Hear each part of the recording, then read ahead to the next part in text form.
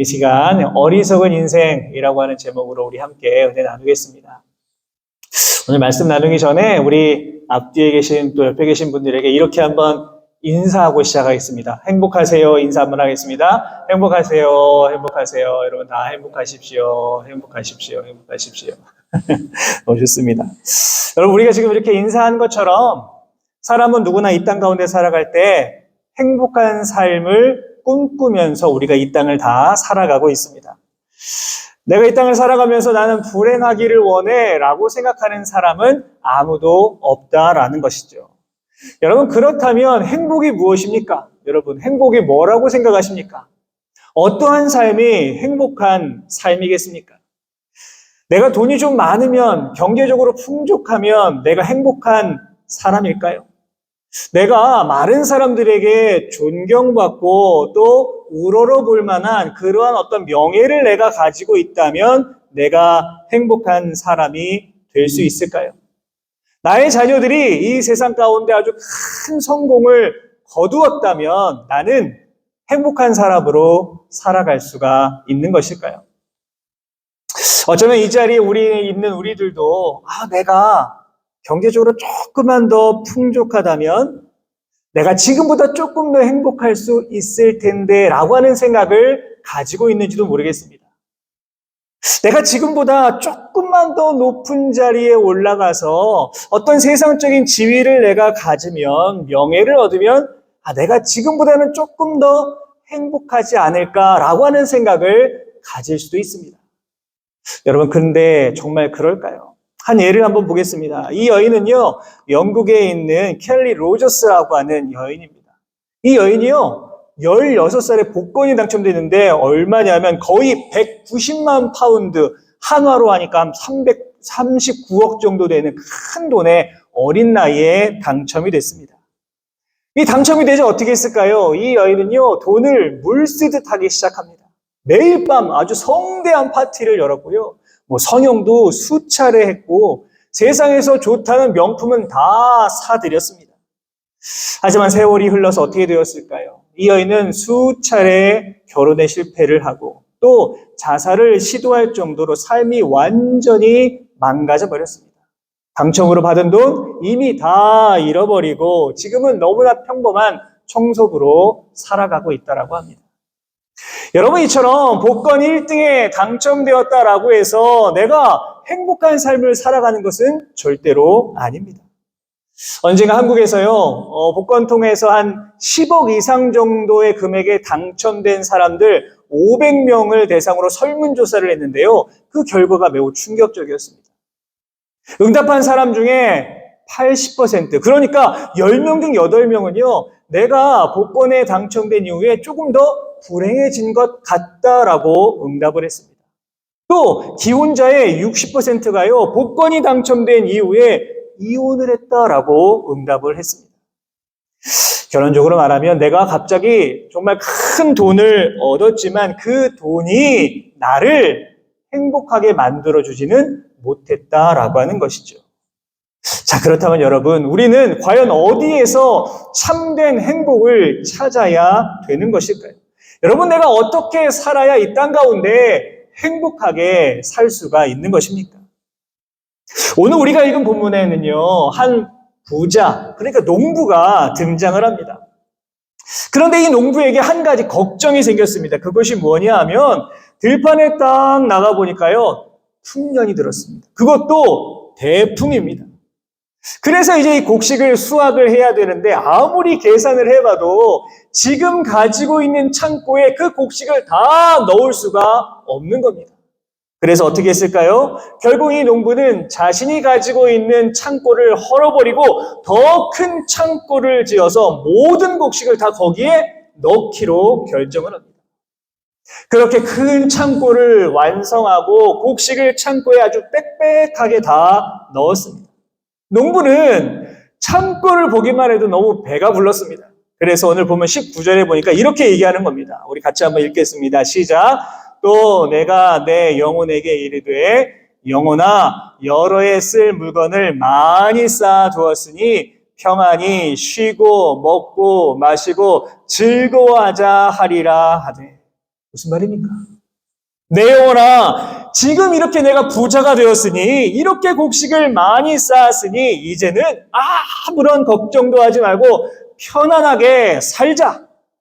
먹고 마시고 즐거워하고 이 땅 가운데 행복하게 살자. 지금 그렇게 말하고 있는 겁니다. 아주 신이 나서 말한 것이죠. 여러분, 그런데 하나님께서는 이 농부를 향해 뭐라고 하셨을까요? 오늘 본문 20절 말씀 같이 한번 읽어보겠습니다. 시작. 하나님은 이르시되 어리석은 자여 오늘 밤에 내 영혼을 도로 찾으리니 그러면 내 준비한 것이 누구의 것이 되겠느냐 하셨으니. 여러분, 지금 하나님께서는요, 이 농부를 향해 한마디로 뭐라고 말하고 계십니까? 너는 어리석은 사람이다. 어리석은 사람. 어리석은 자요 라고 지금 책망하고 계십니다. 여러분, 그렇다면 궁금하지 않습니까? 하나님께서는요, 왜 이 농부를 향해 너 어리석은 사람이야 라고 말씀하고 계시는 걸까요? 여러분 보기에는 어떠십니까? 오늘 본문에 나오는 이 부자가 여러분 어리석어 보입니까? 우리의 생각으로 본다면 결코 어리석은 사람이 아닙니다. 그렇죠. 지금 수많은 곡식을 거두었으니까 당연히 지금 작은 창고보다는 더 큰 창고를 만들어서 거기에다가 수확한 곡식을 쌓아두는 것, 이건 너무나도 당연해 보입니다. 하지만 그럼에도 하나님께서는 오늘 이 부자를 향하여 너는 어리석은 사람이다 라고 말씀하신 그 이유는 과연 무엇이겠습니까? 첫 번째로 이 농부가 어리석은 이유는요, 풍년의 이유가 무엇인지를 깨닫지 못했기 때문입니다. 다시 말해서 왜 지금 이 농부가 풍년을 경험하게 되었는지 그 근본적인 이유를 이 농부는 깨닫지를 못했다라고 하는 겁니다. 하나님께서 이 농부가 풍년을 경험하도록 하신 그 이유가 분명하게 있다라고 하는 것이죠. 하나님께서 지금 아무런 계획도 없이 이 농부에게 풍년을 허락하신 것이 결코 아닙니다. 하지만 어떠합니까? 지금 본문에 나오는 이 농부는요, 하나님의 뜻은 전혀 깨닫지 못했습니다. 그저 자기만 생각하고 자기의 배를 배부르게 하고 내 만족을 위한 창고를 짓기에 급급했습니다. 여러분, 그렇다면 하나님께서 오늘 이 부자에게 풍년을 허락하신 그 이유는 무엇일까요? 신명기 24장 19절 말씀입니다. 우리가 지금 우리 권사님도 기도에 말씀해 주셨지만 신명기 말씀을 묵상하고 있습니다. 얼마나 귀한 말씀이 많이 있는지 모릅니다. 우리 신명기 24장 19절 말씀 같이 한번 읽어볼까요? 시작! 내가 밭에서 곡식을 벨 때에 그 한 뭇을 밭에 잊어버렸거든 다시 가서 가져오지 말고 나그네와 고아와 과부를 위하여 남겨두라. 그리하면 내 하나님 여호와께서 내 손으로 하는 모든 일에 복을 내리시리라. 아멘. 여러분, 지금 하나님께 뭘 기억하랍니까? 곡식을 벨 때에, 추수를 할 때에 지금 뭘 기억하라라고 말씀하고 계십니까? 바로 나그네, 고아, 과부를 기억하라라고 말씀합니다. 당시의 사회적 약자라고 할 수 있었던 나그네, 고아, 과부를 기억해야 된다라고 하는 겁니다.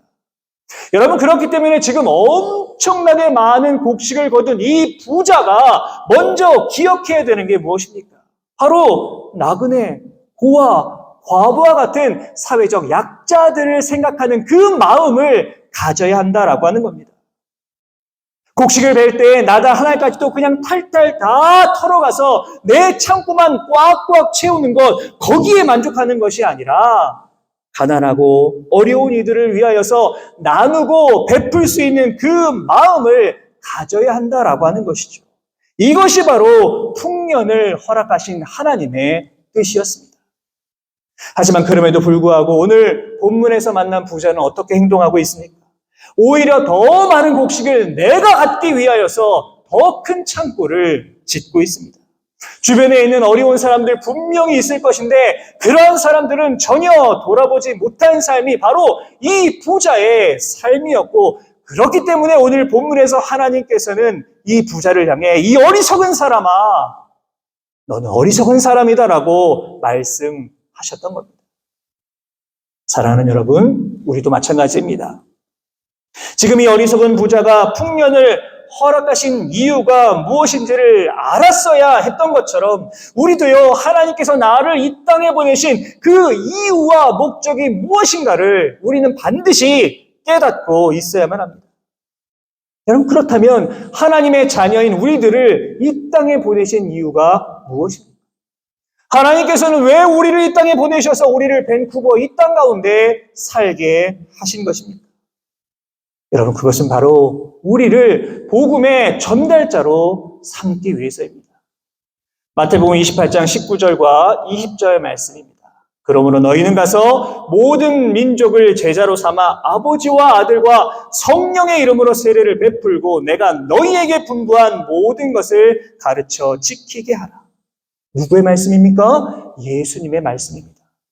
예수님께서 부활하시고 승천하시기 전에 우리들에게 남겨주신 마지막 말씀, 마지막 명령입니다. 그리고 이 사명을 감당하도록 하기 위하여서 우리를 다 이 땅 가운데 보내신 것입니다. 여러분, 그렇다면 우리가 이 사실을 전혀 깨닫지 못하고 살아간다면 어떻게 되겠습니까? 우리가 복음의 전달자가 되어서 살아가지 못하고 이 땅을 살아간다면 하나님께서 우리들에게 뭐라고 말씀하시겠습니까? 오늘 본문에 나오는 이 부자에게 하셨던 것처럼 우리를 향하여서도 어리석은 자요, 어리석은 사람아 라고 책망받을 수밖에 없는 겁니다. 바라기는 여러분, 우리를 이 땅에 보내신 그 이유와 목적을 늘 기억하셔서 어리석은 자요 라고 책망받는 인생이 아니라 복음의 전달자로서의 그 사명을 온전히 감당함으로 주님 앞에 칭찬받아 누리며 나아가는 우리 모든 성도 여러분 되시기를 주님의 이름으로 부탁을 드립니다. 두 번째로 이 부자가 책망받은 이유는요, 바로 내가 다 이루었다 착각을 했기 때문입니다. 오늘 본문에 나오는 부자를 잘 보면요, 내가 다 했다라고 하는 착각에 빠져 있습니다. 오늘 본문을 보시면 1인칭 주어를 뜻하는 나를 뜻하는 내가, 내라고 하는 단어가요, 계속 반복됩니다. 볼까요? 내가 곡식 쌓아둘 곳이 없으니 내가 이렇게 하리라. 내 곡간, 내 모든 곡식, 내가, 내 영혼, 이런 말들이 계속 반복이 되고 있습니다. 무슨 말입니까? 내가 잘해서 지금 풍년을 얻은 거야. 내가 잘해서 곡식이 이렇게 많아진 거야. 내가 잘해서 이렇게 곳간이 넓어졌고 내가 잘해서 부자가 된 거야 라고 지금 말하고 있는 겁니다. 그런데 세상 많은 사람들이 사실 이렇게 생각합니다. 그렇죠? 내가 잘나서 성공해서 내가 잘나서 공부 잘한 거야. 내가 잘나서 부자가 됐어라고 많이들 생각을 합니다. 여러분, 그런데 이것은 사실 엄청난 착각이죠. 여러분, 왜 그렇습니까? 여러분, 그것은 바로 하나님께서 우리를 도와주시지 않는다면 우리는요, 결코 성공할 수도 부자가 될 수도 내가 목표한 바를 이룰 수도 없기 때문입니다. 이스라엘과 블레셋 사이에 전쟁이 일어났습니다. 이때 사무엘이요, 온 이스라엘 백성을 미스바 광장에 모이도록 합니다. 그리고 뭐 했을까요?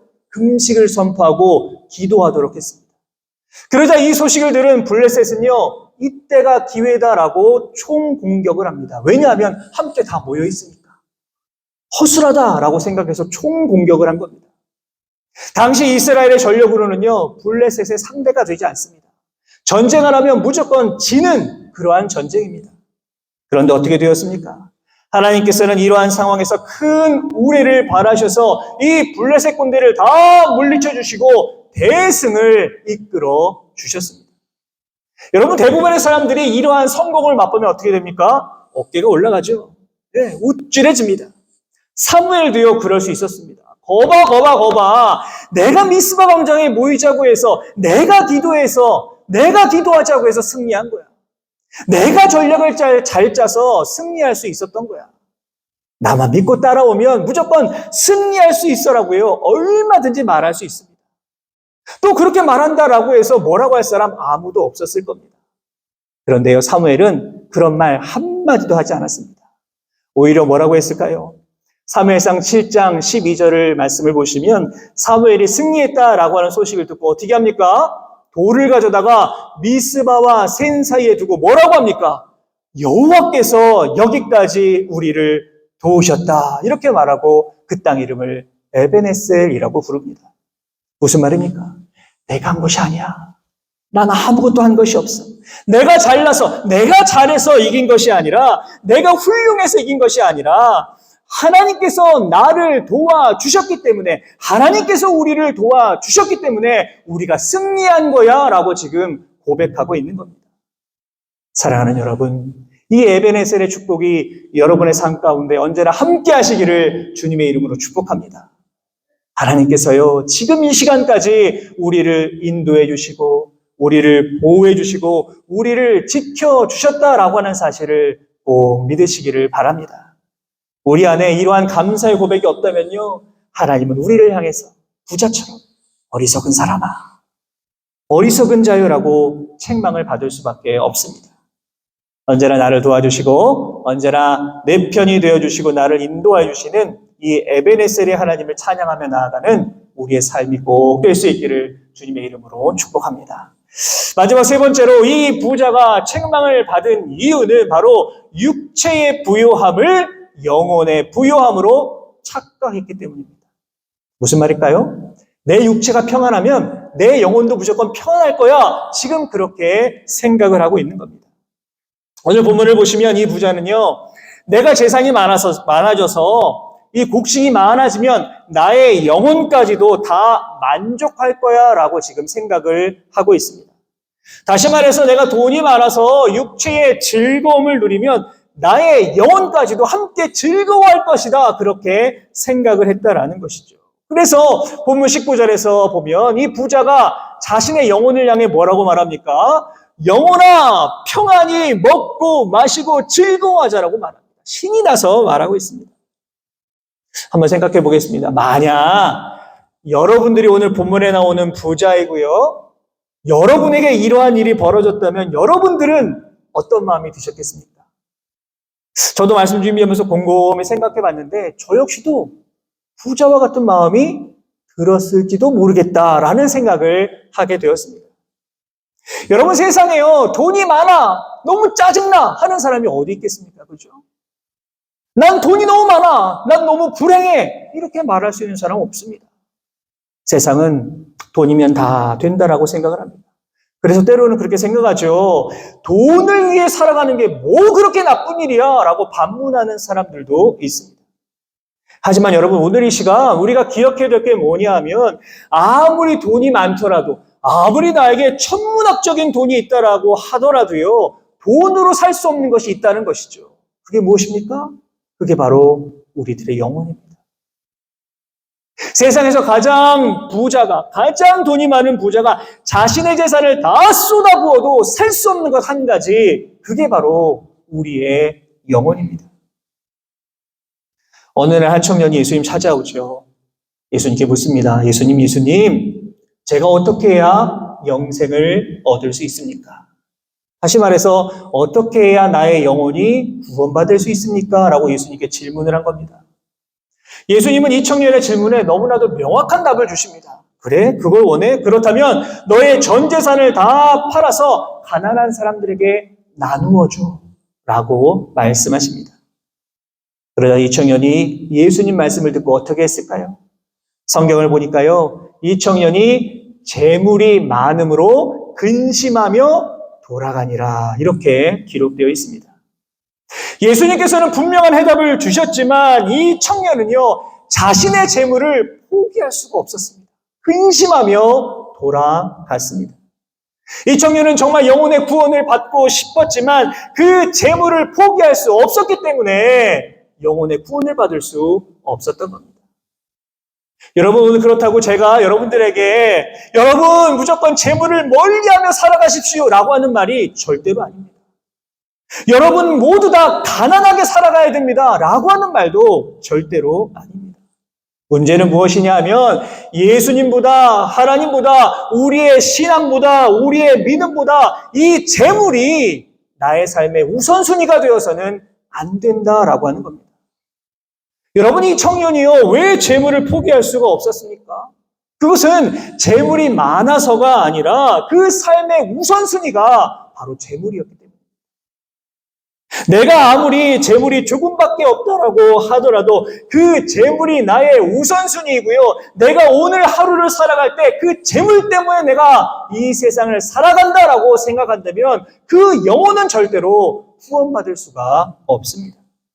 그래서요, 예수님께서는 오늘 본문 20절을 통해 이렇게 우리들에게 말씀하시는 겁니다.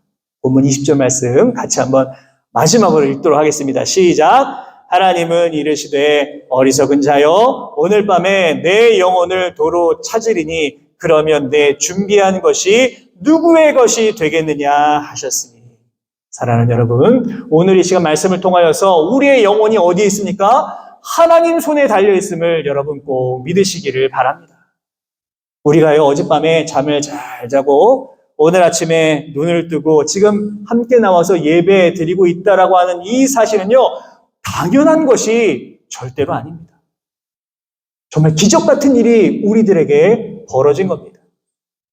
우리들의 심장이 지금 뛰고 있다는 것. 우리가 지금 온전한 사고를 할 수 있다라고 하는 것.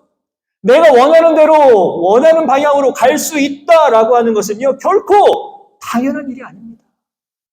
매 순간, 매 시간 우리에게 정말 기적 같은 일이 벌어지고 있는 겁니다.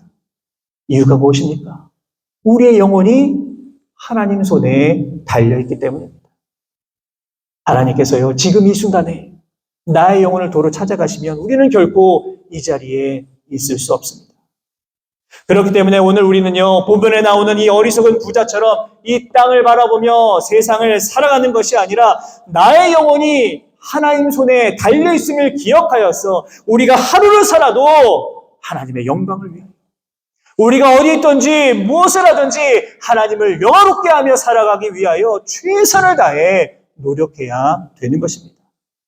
바라기는 여러분, 오늘 우리들에게 주신 말씀 잘 기억하셔서 우리가 이 땅 가운데 살아갈 때에 이 어리석은 부자처럼 세상을 살아가는 것이 아니라 하나님께서 나를 이 땅에 보내주신 그 이유와 목적을 언제나 기억하시고 언제나 에베네셀의 하나님이 나와 함께 하심을 기억하시고 또 나의 영혼이 오직 하나님 손에 달려있다라고 하는 사실을 기억하셔서 우리 하나님 앞에 이 어리석은 사람아, 어리석은 자여라고 책망받는 인생이 아니라 정말로 우리 주님께 귀하게 칭찬받아 나아감으로 말미암아 주님 안에서 언제나 행복을 누리며 이 땅을 살아가실 수 있는 저와 우리 모든 성도 여러분 다 될 수 있기를 주님의 이름으로 축원합니다.